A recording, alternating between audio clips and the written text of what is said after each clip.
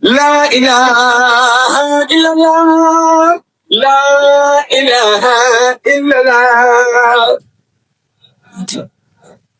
لا إله إلا الله لا إله إلا الله فلا إله إلا الله لا إله إلا الله لا إله إلا الله فلا إله. أعوذ بالله من الشيطان الرجيم بسم الله الرحمن الرحيم وصلي وسلم وبارك على سيدنا ومولانا محمد وعلى آله وصحبه والحمد لله رب العالمين ربنا زدنا علما وعملا وأدبا وفهما السلام عليكم ورحمة الله تعالى وبركاته. Alhamdulillah, on poursuit donc la lecture bi'idhnillah ta'ala de cette thèse du docteur Doudou Mané Diouf sur Mamshi Ibrahim Afal radiyallahu anhu.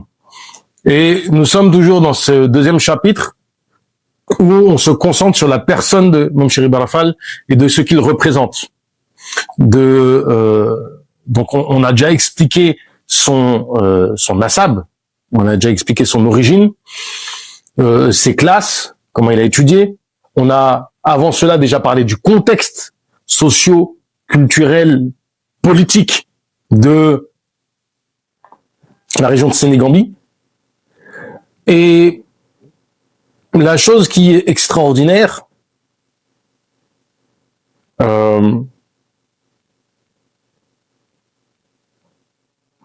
c'est qu'on a vu que la personne de Mame Cheikh Ibra fait écho à une situation particulière. Alors, on est en pleine colonisation, on est dans la société après la chute de l'empire du Jolof, avec les Tcheddo qui règnent dans toute la Sénégambie et qui ont un fonctionnement qui on peut parler de contre-valeur. Et donc ce qu'il faut retenir, c'est que Mame Cheikh Ibra, ne serait-ce que par son ascendance, ses origines, est en soi une réponse. Et on va développer, on va présenter maintenant comment se développe cette réponse. Donc, petit 2 de ce chapitre, le réformateur social. Rappelez-vous qu'on avait dit au préalable déjà, on avait déjà expliqué que une partie du modèle culturel des Mourides se façonne avec Mame Cheikh Ibrahim Fall. Et ce réformateur social, donc, qui est-il? Qu'est-ce qu'il représente? C'est ça qu'on va aborder ici.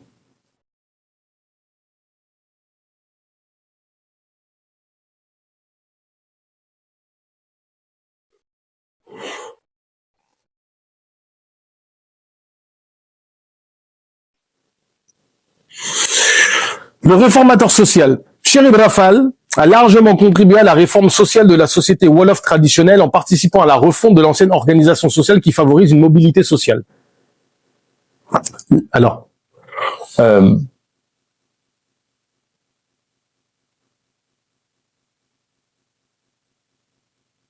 l'un des problèmes de la société ouest-africaine en général et sénégambienne en particulier, c'est que lorsque vous appartenez à un groupe social qui se définit par un métier, les forgerons, les tisserands, les nobles, les djellis, les griots,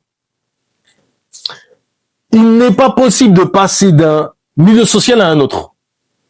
Le système d'endogamie fait que on ne se marie que dans sa catégorie sociale. D'aucuns parleraient de caste.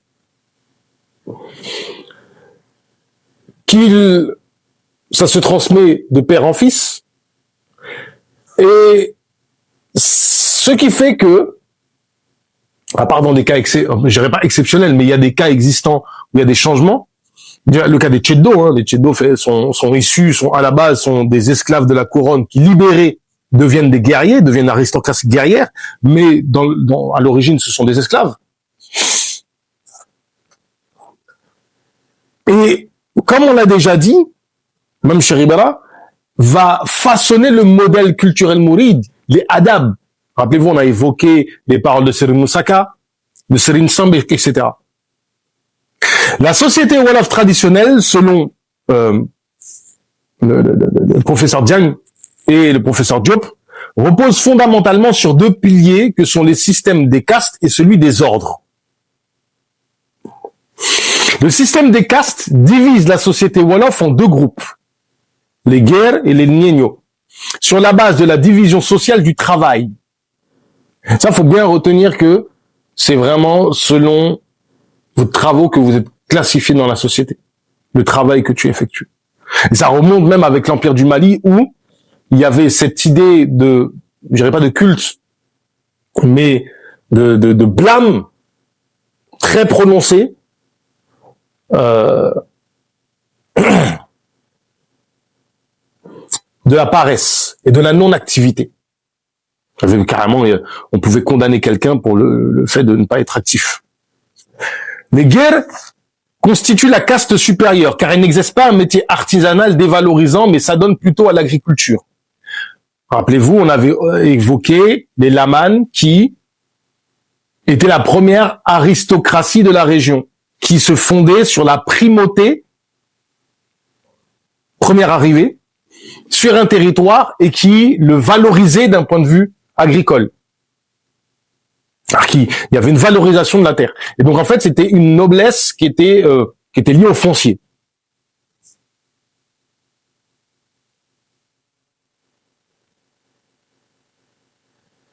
Les Nienyo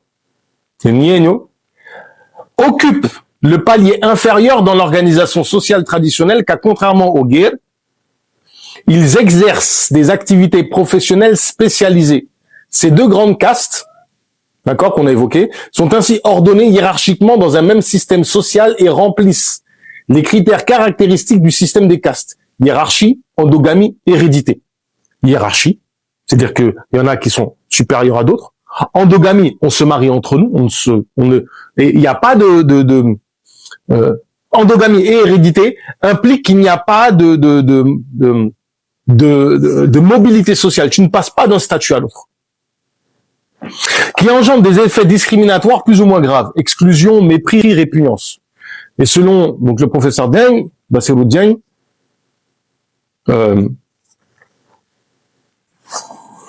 les rapports entre les Guer et les Nienyo tournaient autour d'échanges de biens, de dons et de prestations qui se faisaient au bénéfice du groupe inférieur, les Guer étant à chaque occasion tenus de justifier leur prééminence. Intéressant de voir que du fait que tu sois la personne qui est au-dessus, ça renvoie au hadith, la main qui donne est meilleure que la main qui reçoit. Donc en fait, comme tu es au-dessus, c'est toi qui es censé donner. Dans le cadre de la réforme socio-culturelle mouride, Cheikh Ibra Fall, dans sa démarche rénovatrice, participe à la refonte sociale de la société préexistante. On rappelle son statut. Il est issu de la plus haute aristocratie de la région, notamment l'aristocratie tchèdo en particulier. Et ce qui fait de lui automatiquement une personne dont la légitimité pour... c'est-à-dire que son action, même si... Alors que normalement, traditionnellement, il y aurait une remise en question. Mais son action, du fait du cadre mouride, peut faire référence. Si vous n'êtes pas dans le cadre mouride, vous êtes dans le cadre purement traditionnel, les autorités traditionnelles pourront dire, mais t'es pas censé faire ça. Vous allez voir, en fait, Cheikh Ibra Fall a fait des choses qui explosent les codes socio-culturels de l'époque. Mais vraiment, il les explose. Le mot, il est doux quand j'utilise le mot. Il les explose, littéralement. Il balaie tout ce qui existe. C'est ainsi que dans le cadre de sa doctrine religieuse et sociale, alors le mouridisme, on rappelle que ce mot-là, on n'aime pas l'utiliser, mais comme il est dans la thèse, on l'utilise. Nous, en général, on parle de mouridia et de tajdid, va valoriser le travail en le sanctifiant avec la fameuse phrase « Ligay si jamur yala la bok ». Autrement dit, le travail fait partie du culte. Alors ça, en soi, non seulement existe initialement dans l'islam, mais pas que dans l'islam. Par exemple, chez les catholiques, on parle du travail comme étant un sacerdoce. Mais il faut comprendre pourquoi, chez les mourides, et notamment les Baye Fall en particulier, ça prend cette dimension. Rappelez-vous ce qu'on a dit des tcheddos. Les tcheddos étaient des personnes qui méprisaient les gens qui travaillaient. Moi, je l'ai dit plusieurs fois, mais effectivement, dans la présentation qui est faite des tcheddos, on n'a pas assez insisté sur cette dimension-là. Les tcheddos considéraient que leurs mains n'étaient faites que pour asservir les gens. C'est-à-dire qu'ils méprisaient même le modèle lamanal, qui consistait à être un agriculteur qui travaille le sol. Donc ils étaient dans un mépris total du travail. Ils ne respectaient pas ce qu'on appelle les badolos, qui sont en fait les hommes libres qui cultivent les champs, qui leur appartiennent ou pas.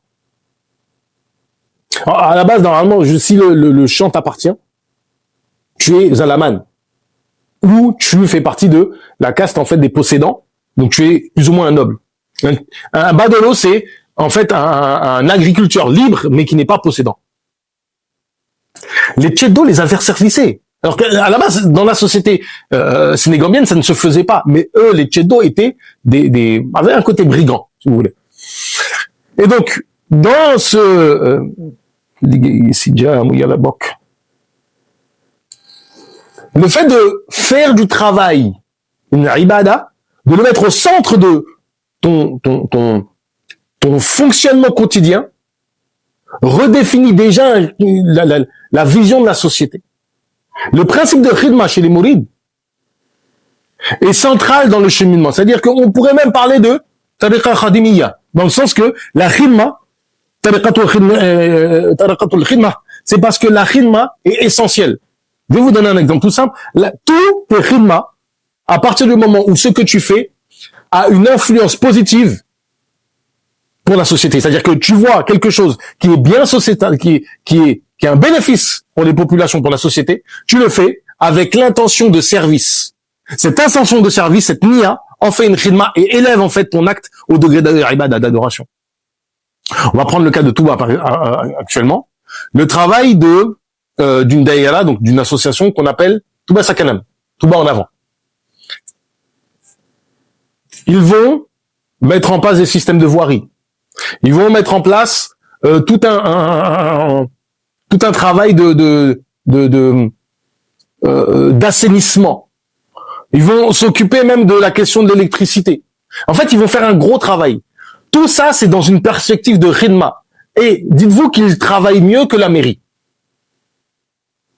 Très peu de personnes contesteraient ce que je viens de dire. Si vous parlez à des mourides, on va dire, comment dirais-je, traditionnalistes, c'est-à-dire que eux, c'est la voie mouride et rien d'autre. Vous lui parlez de politique, il va dire la politique met de côté. Nous, c'est finement en avant, tout bas en avant. Ils vont te dire que le budget qu'on donne à la mairie, donnez-le à Touba Sakanam. Parce qu'en fait, la mairie, on n'a pas besoin de mairie à la base. La mairie, en fait, c'est quasiment l'ambassade du Sénégal, en fait, à Touba. C'est le consulat du Sénégal à Touba. Parce que Touba n'est pas le Sénégal. Touba, c'est Touba. Et donc, cette idée de khidma est très importante. Quand tu enseignes ce que je suis en train de faire, d'expliquer, de tout, ça relève de la khidma. Enseigner. Toute action devient khidma. Toute action devient khidma pure et dure.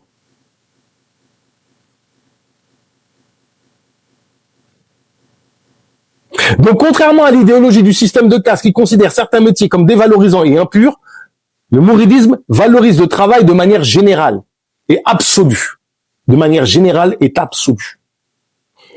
Il va mettre en pratique le principe du Gefdjel, pareil, du Nakh Jarino, autrement dit, gagner son pain à la sueur de son front, qui oblige l'homme à exercer n'importe quel métier légal et licite pour vivre dignement. Vous prenez Touba. Là, par exemple, il y a la question de la voirie. Le premier qui se lève un matin, qui met en place un système de voirie pour son quartier, ce qu'il en tire spirituellement sera très élevé. Être éboueur devient noble. Être éboueur devient noble. Quand tu travailles, tu es noble. C'est ça que dit en fait ce principe-là, cette vision-là. Reprenons pour son compte l'adage français, évidemment, qui soutient qu'il n'y a pas de sot-métier, où on dit des fois pas de sous-métier, mais de sots gens. Le mouridisme libéralise l'exercice du travail.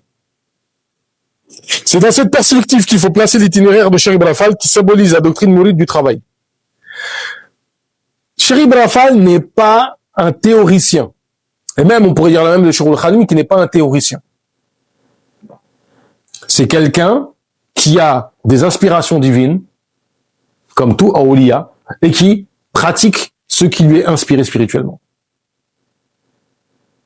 Faqat. Nous qui venons derrière, des petites gens comme nous, on vient et on théorise ce qu'a fait Cheikh al-Khadim. Comme l'ont fait en fait les ulama avec le prophète alayhi salatu wassalam.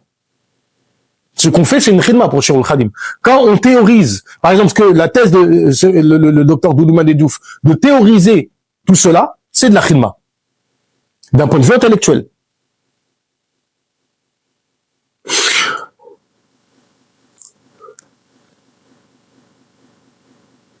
Même Cheikh Ibra est la personnification, l'allégorie pure de la mise en pratique de ce que nous on a théorisé comme étant une doctrine. Tu veux savoir c'est quoi la khidma? Regarde Mam Cheikh Ibra. Tu veux savoir c'est quoi un Mourid Sadiq? Regarde Mam Cheikh Ibra. Quand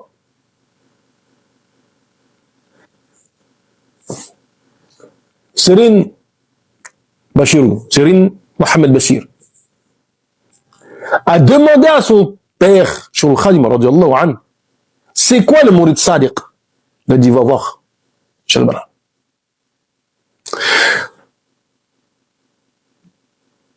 Serine Bassirou fait partie des fils de Cheikh, radiyallahu anhu, qui est resté le plus longtemps avec Cheikh. Et qui, évidemment, comme tous ses fils, ont troqué leur lien de parenté pour le lien de talibé Mourid, de Cheikh à Mourid. C'est lui qui est resté le plus longtemps.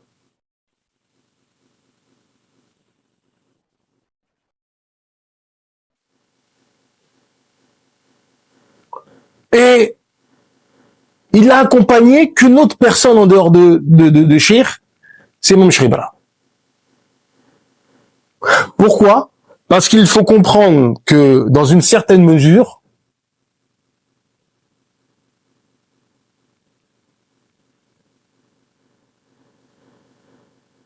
nous ne pouvons, c'est même pas dans une certaine mesure, c'est dans l'absolu en vérité, nous ne pouvons pas accéder à Cheikh al-Khadim sans Mam Cheikh Ibra Mafal.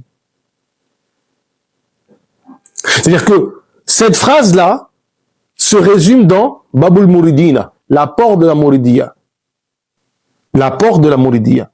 Tu ne peux pas être un Mourid et vouloir accéder à Cheikh al-Khadim sans avoir un minimum d'initiation à la voie Baïfal. Ce n'est pas possible. Si en tant que Mourid, tu n'es pas capable de te lever un matin, de prendre ton kala, d'attacher en fait tes reins comme ça et de travailler, t'es pas Mourid. C'est aussi simple que ça. C'est-à-dire que tu peux prendre tous les awarat que tu veux de la tariqa, lire tous les qasidas que tu veux, tout ce que tu veux, ça ne changera strictement rien. Tu n'as pas une part de baïfal en toi, tu n'es pas un Mourid.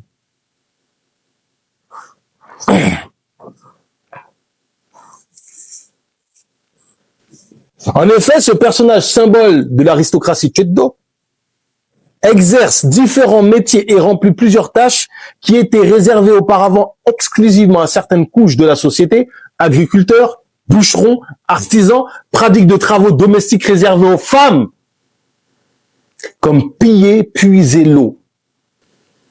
Wallahi, quand vous lisez Serine Moussakai qui dit, quand il se rend à Mbake Baol, il a demandé aux femmes de se reposer, je puiserai de l'eau et je boirai le mil, tout en offrant généreusement mes services.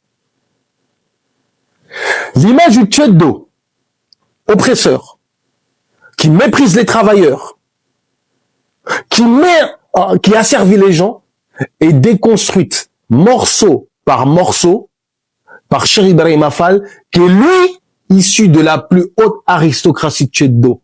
Il fait même ce que faisaient les femmes. Aujourd'hui, vous allez dans un rassemblement où les mourides se mettent au travail, donc il y aura des cuisines. Les seules personnes qui sont là à travailler comme des femmes, faire à manger, faire le service, c'est les baïfals. Et si vous vous posez la question, mais ouais, patati patata, mais ils sont avec les femmes, ferme ta bouche, t'as pas compris. C'est-à-dire que il a pris ce modèle qu'est le Tcheddo, qui est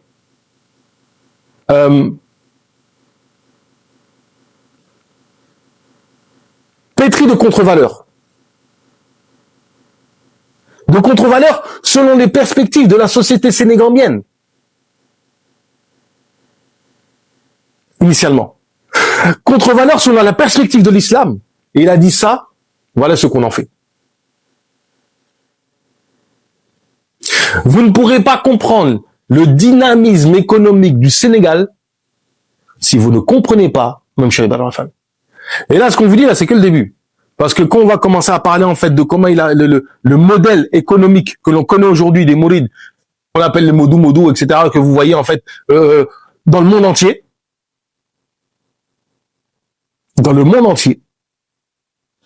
si vous ne comprenez pas les mourides, vous ne comprenez pas Mam Shribra, vous ne comprendrez pas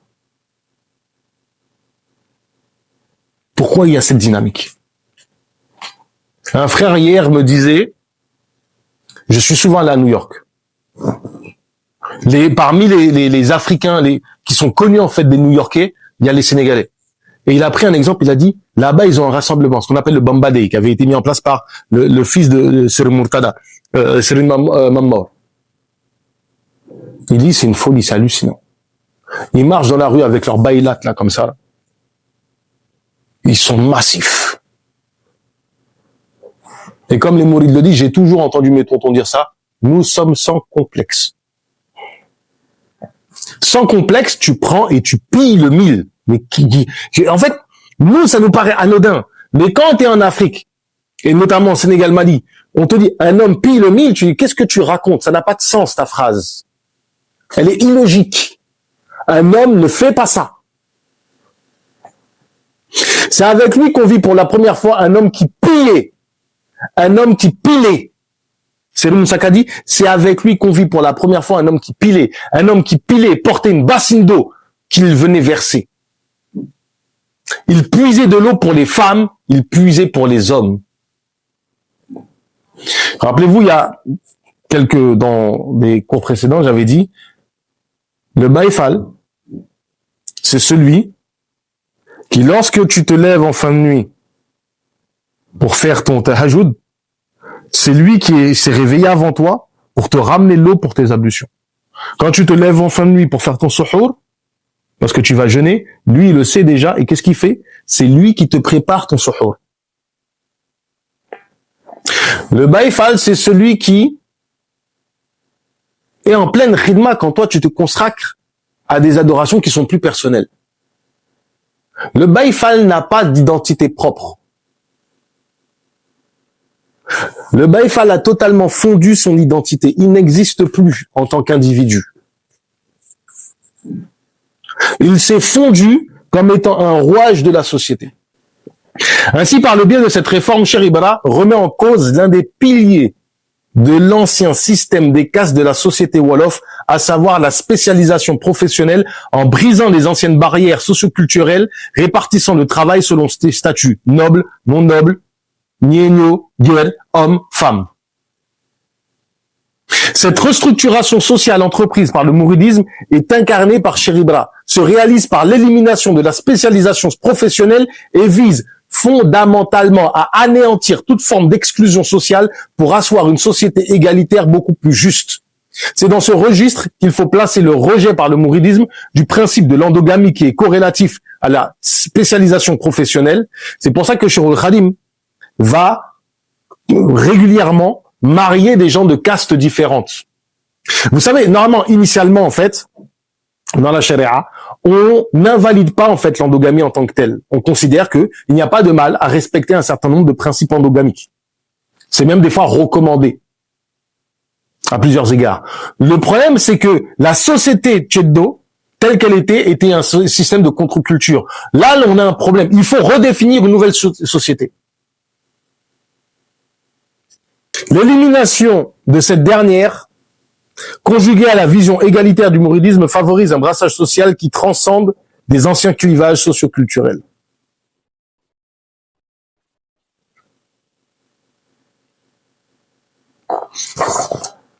Ainsi, ni la naissance, ni la richesse, ni le métier,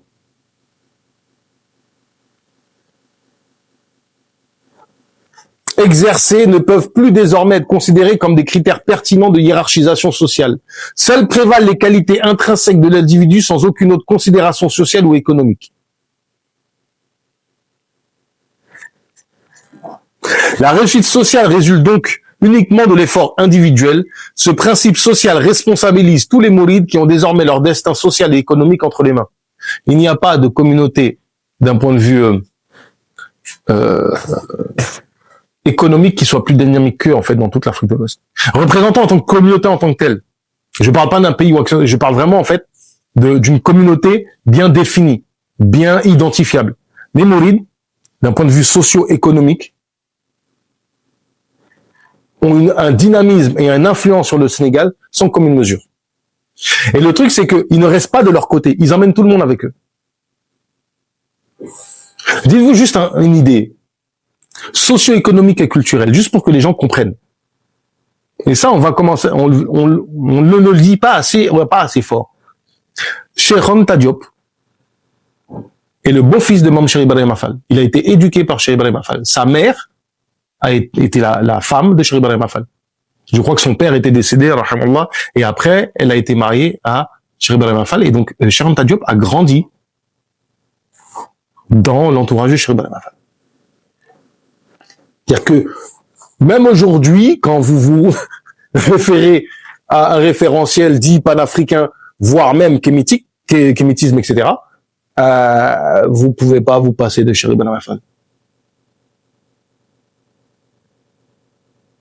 Cheikh Anta Diop est un Ndongo Dara. C'est un élève de Dara. Il connaissait le Coran par cœur. Ses premières classes, il les fait dans une Dara. Il s'assoit, il a appris le Coran, il a écrit le Coran.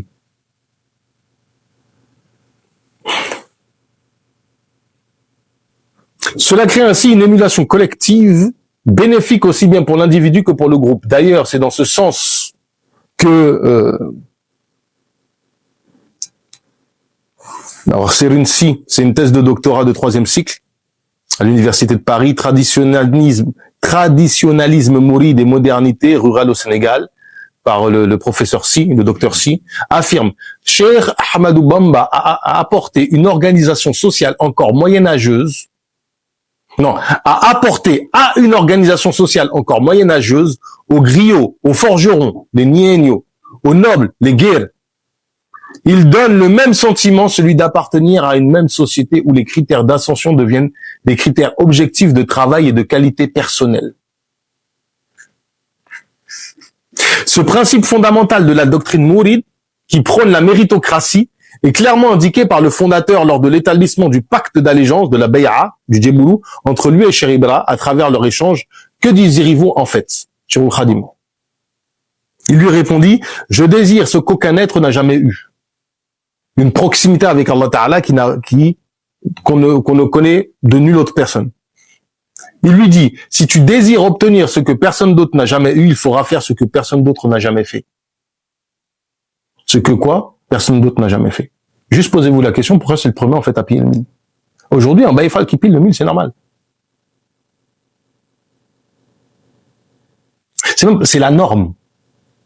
Un mouride qui fait le service, qui va chercher l'eau, c'est la norme.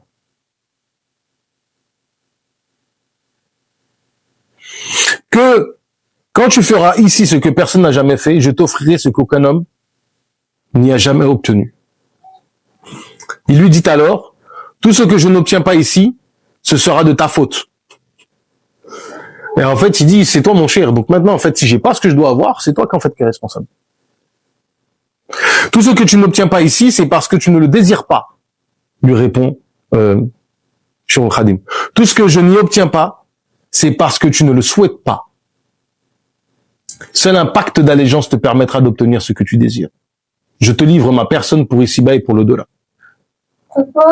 Et donc ici, en fait, Cheikh Oul Khadim, Imam Cheikh Ibra, présente un modèle de bay'a qui correspond à ce que le prophète alayhi salatu wassalam avait pris comme engagement avec les Ansar et même les Muhajirun.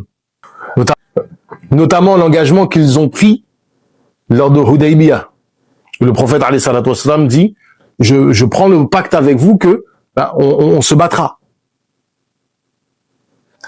Et donc il faut bien comprendre ici que la personne de Imam Cheikh Ibra, ce qu'il représente, sa dimension, c'est une incarnation de la khidma et du mourid sadiq. ربنا زدنا علما وعملا وادبا وفهما وهب لنا يا اكرم في التلاوه خيرا كثيرا منك والحلاوه وصلي وسلم وبارك على سيدنا ومولانا محمد وعلى اله وصحبه والحمد لله رب العالمين.